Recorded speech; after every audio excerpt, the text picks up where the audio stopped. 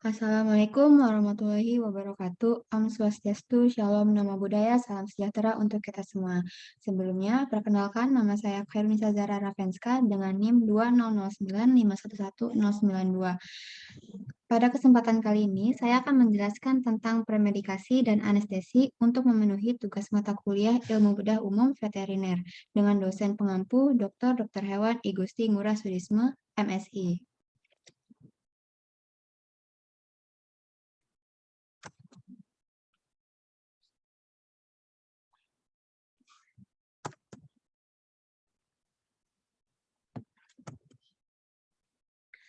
Baik, untuk penjelasan yang pertama, premedikasi. Premedikasi adalah penggunaan obat-obatan sebelum induksi anestesi.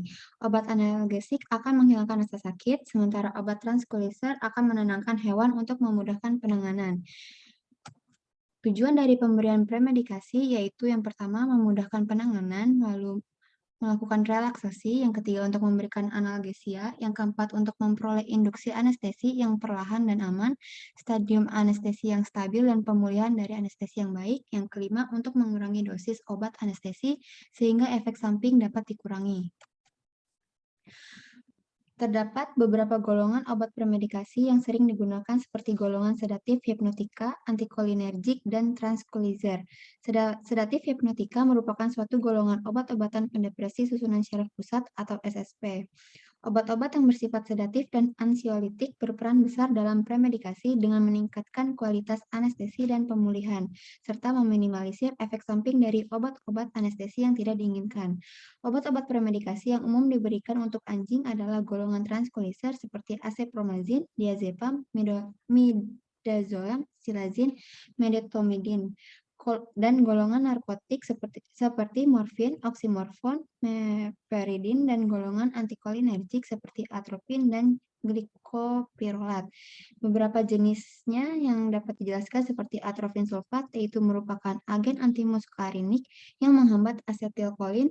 Penggunaan dengan dosis yang berbeda-beda dapat memberikan efek yang berbeda-beda pula. Dengan dosis yang tinggi, atropin ini dapat memblokir reseptor nikotin, dan penggunaannya dengan dosis yang rendah, atropin ini akan menghambat produksi saliva, menghambat sekresi bronkial serta keringat, dan pada dosis medium, atropin ini dapat menyebabkan dilatasi pupil mata dan meningkatkan denyut jantung. Dan pada penggunaan dosis yang tinggi akan mengurangi motilitas gastrointestinal dan saluran urinaria, sedangkan untuk dosis yang sangat tinggi, atropin akan menghambat sekresi lambung. Dan jenis berikutnya ada silazin yang bekerja melalui mekanisme yang menghambat tonus saraf simpatik, karena silazin ini akan mengaktifasi reseptor postsinap, di mana silazin ini akan menyebabkan medriasis, relaksasi otot, penurunan denyut jantung, penurunan peristaltik, relaksasi saluran cerna, dan sedasi. Berikutnya mengenai anestesi. Anestesi berasal dari dua bahasa Yunani, yaitu an yang artinya tidak dan estesis yang artinya rasa atau sensasi. Sehingga anestesi ini dapat diartikan suatu keadaan temporer di mana terjadinya relaksasi otot, hilangnya rasa sakit, dan hilangnya rasa terhadap rangsangan, tanpa atau disertai dengan hilangnya kesadaran. Pemberian anestesi bertujuan untuk mengurangi atau bahkan menghilangkan rasa sakit saat dilakukannya tindakan medis seperti operasi. Penggunaan anestesi juga dimaksudkan untuk menenangkan hewan sehingga memudahkan dalam melakukan diagnosa, transportasi bagi hewan liar dan eksotik, dan prosedur pengobatan. Di samping itu, anestesi dapat juga digunakan untuk menjalankan prosedur eutanasi. Anestesi umumnya digolongkan berdasarkan cara penggunaan obatnya dan luas pengaruh obatnya. Yang pertama berdasarkan cara penggunaan obatnya, anestesi dibagi menjadi 4, yaitu anestesi inhalasi, yaitu obat anestesi berupa gas atau uap yang diaplikasikan melalui respirasi dengan kombinasi oksigen, lalu anestesi injeksi, yaitu obat anestesi yang diberikan dengan cara injeksi atau suntikan, bisa melalui intravena, intramuskular, dan subkutan, lalu berikutnya ada oral atau rektal, yaitu obat yang diberikan melalui saluran pencernaan, dan yang terakhir ada anestesi topikal, yaitu anestesi yang diberikan melalui cutaneous atau membran mukosa untuk tujuan anestesi lokal. Dan berdasarkan luas pengaruh obat anestesi ini dibagi menjadi yang pertama ada anestesi lokal, di mana tindakan ini merupakan anestesi menghilangkan rasa sakit terbatas pada area yang diberikan obat yang mampu menghambat konduksi saraf perifer tanpa mengakibatkan kerusakan pada saraf.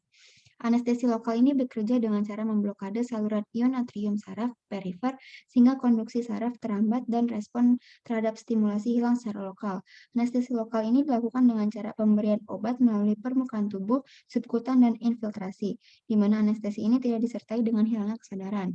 Lalu berikutnya ada anestesi regional, yaitu anestesi yang merupakan menghilangkan rasa sakit pada regio tertentu dengan cara pemberian obat anestesi pada lokasi saraf yang menginervasi regio tertentu sehingga terjadi hambatan konduksi impuls, menginervasi regio tertentu sehingga terjadi hambatan konduksi impuls sebelah saraf yang reversibel tanpa disertai dengan hilangnya kesadaran.